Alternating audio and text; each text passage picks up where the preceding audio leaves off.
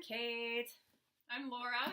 And this is a library lady, but we have a very special guest star doing a movie review because there's no way that Serena was going to see it with me. So should I talk about when I first heard? Yeah, when about did you it? first hear about it? So, first heard Stephen King in general when I was probably 11 years old. Sure. Read Misery, kind of learned about the books at that age. Did not read it until I was in my mid-20s. So that one I always heard was quite the ordeal. Well, we read it together. Yes. I had also around the same age, like 13, closer, started a Stephen King binge. And so I read Carrie, I read The Stand, I read The Shining, I read Cujo. And I'm pretty sure that I at least started it. Okay. I do remember, like, the scene in the canal when it's the modern times and it's the 80s, and poor Adrian gets, like, taken by the monster after getting attacked by those townies. Yep. And I remember, I have vivid memories of sitting by my locker, like, reading that, and being like, oh, this just got real. But I don't think I finished it. Because when we were reading it together, I was like, okay, I remember some things, but I don't remember a lot of things. Yeah, because that was the first time I read it, was when we read it together. And I had seen the TV movie, not when it originally came out. No. But I did enjoy Tim Curry's and the kids' performances in that, so it kind of spurred the desire to read the book. And I was on a Stephen King kick in my mid-20s, so it seemed like a reasonable path to go. Oh, sure, yeah, definitely. What did you like about the movie adaptation?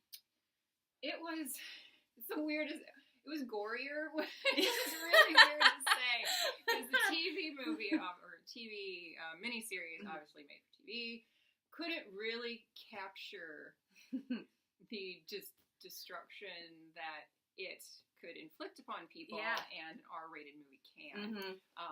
It definitely opens to showing that. And like, spoilers, everyone, I know you're familiar with this now, but like, if you're gonna see the movie, we're gonna talk about a lot. The kids in this one did a very good job as well, which I think is really, in the original, was a very shining star of the mini-series, the book. Stephen King can write childhood friendship like no other. True. So it captured that, which was fun. The 80s, like, transposing to the 80s rather than the 50s was pretty fun. I think more people can relate to that. Yeah, I think so. Rather than the 1950s, which seems forever ago. So far away now, yeah. Yeah, how about you? Yeah, I liked a lot about it too. I thought the kids were amazing. I thought they did such a good job. I thought the chemistry was there. I thought that a few of them stood out. I thought that Richie, who was on Stranger Things, Finn Wolfhard? Yeah, Wolfhard. Yeah, I think that's right. I think he was perfect as Richie. And in the original TV movie, it was like baby Seth Green. Yeah, little Seth Green. As Richie. So I was like, oh, this is going to be hard. But he did a great job. They all did such a good job. I liked the atmosphere. It was gory. As weird as that sounds. Yeah, it was. But that's the book. Right. So it's so gory. Yes, Bill Skarsgård. Bill Skarsgård. He was very good. He was. Yeah. I heard that a lot of, like, the weird things he did, like, his Pennywise weren't like CGI, so like his eye movement, like where it would list away, was him doing it. Oh my god. Yeah. Okay. And just like the drooling, and he just committed to that role really well. Oh my god. So yeah. Those Skarsgårds. Yeah, they're quite the family. What didn't you really like about it? It is definitely an adaptation rather than being very true to the book, which you know happens with movies. And the mini-series had a lot longer. It was a mini-series, so it had more time to explore the friendships more, the different types of creatures that it would become. Yeah, it was pretty stuck in Pennywise, which is iconic, but it is kind of fun. But no, it's fun. It's fun. How it will turn into your worst nightmare, and why it targets children because of that, because there's a physical manifestation. Adults would be crippling self-doubt. Yeah, right. How do you turn into that? How do you represent the mortgage? Exactly. I feel like the kids were done really well, but the cohesion of the Losers Club, it just wasn't quite there for me. Mike Hanlon was a little too different. He needed to be more the librarian, the lighthouse keeper he would become. Patrick Hochstetter, there were no flying leeches. We need to talk about this, because, Patrick Hochstetter, when we read this book, we were texting each other about this horrific character, Patrick friggin' Hochstetter. Oh my god! He's not, spoiler, he's not there for very long. No. And the way he's described in the book, the point of view from Beverly when she gets kind of trapped in the dump. Oh yeah, when those guys show up and just terrified, and we kind of see into Patrick Hochstetter's mind. Killed his little brother. Yeah. He hands out.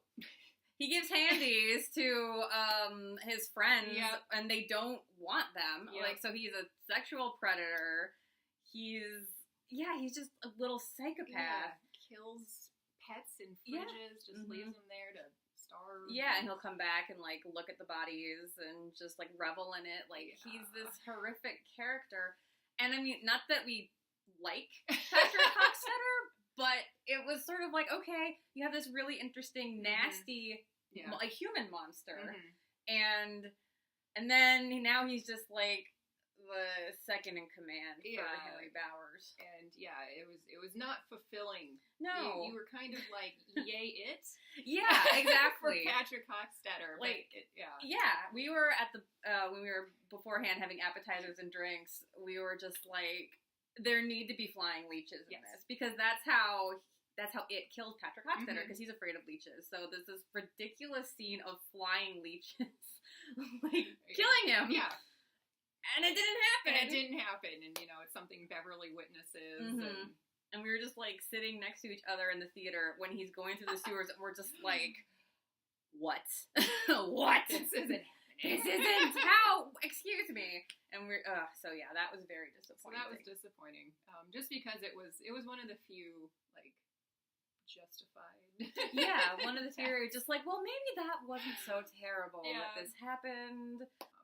Bev and Bill. Oh, yeah. Which, of course, she has the crush on Bill as a kid. He's kind of indifferent, I felt. Yeah, I mean, they all had the connection to her, but he never really was like, oh, man, that Bev. Exactly. And so Ben thing isn't as prominent. Yeah, so. It sort of felt like Ben was more like, oh, that's cute. Yeah. Like, she sees him as, like, a little brother, and I'm sure that eventually, my guess is that that's gonna change because the poem happened, and she realized that Ben said the poem after all.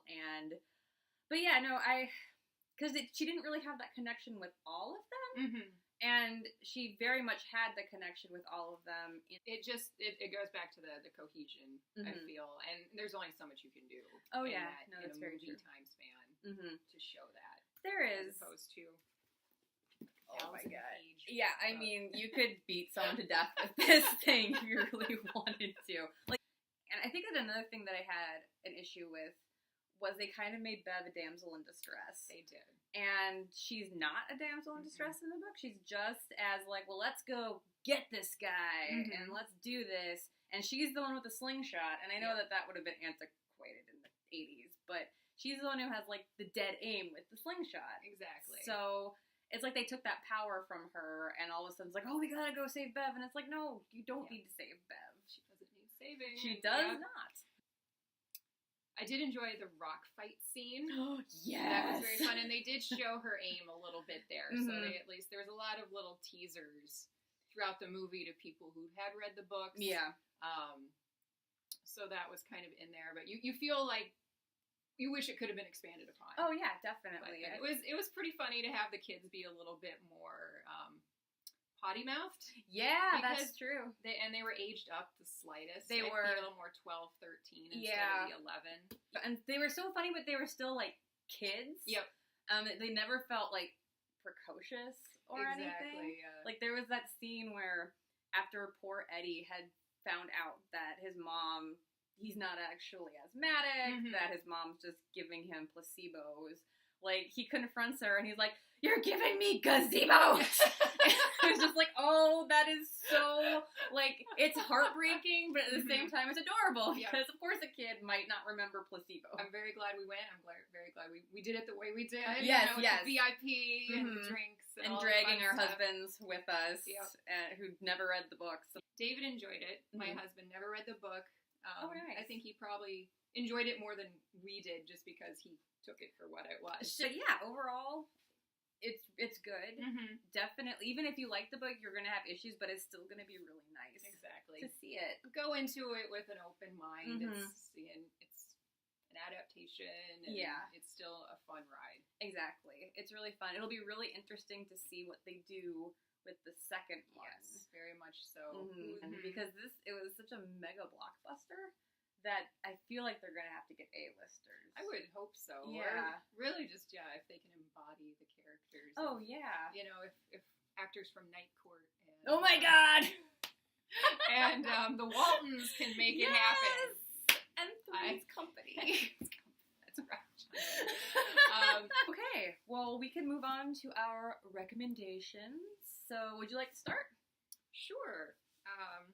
So I have a couple books.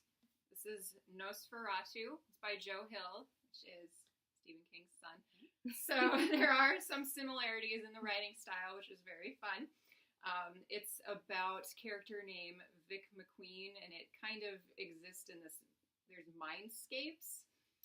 And she uses a bridge to find lost things, and it's something that kind of exists in her mind rather than reality. And there's another character, the antagonist, Charlie Manx, which is quite a guy. He has a similar mindscape. Instead, he uses a Rolls-Royce Wraith from the 1920s. So a little more in style than a bridge and a bike. Yeah. But it has similar qualities to it. Manx has a taste for children. Yes, he does. So it deals with feeding off of innocence and fighting back against that, and it really takes innocence to fight off this evil man. Yeah. It's a great read. Very scary.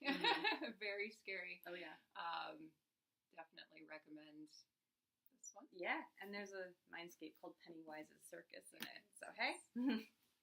And then my other one is Hex by Thomas. Old Huvelt? A Dutch name. And it's about a town, Black Springs, in modern day. And I feel it's very similar to Derry in that regard. If Derry was aware of the monster that it holds, and Black Springs is aware of the monster that it holds.